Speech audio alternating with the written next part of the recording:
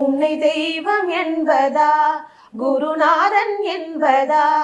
என்னை பார்த்து பார்த்து வளர்ப்பதனால் அன்னை என்பதா, உன்னை கடவுள் என்பதா, கருணை வடிவம் என்பதா, உன்னை கடவுள் என்பதா, கருணை வடிவம் என்பதா, ஐயா ஞானதானம் தந்த உன்னை தந்தை என்பதா,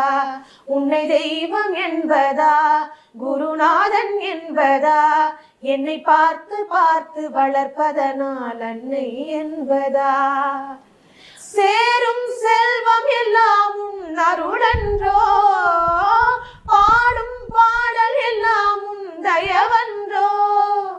சேரும் செல்வம் எல்லாம் உன் அருளன்றோ,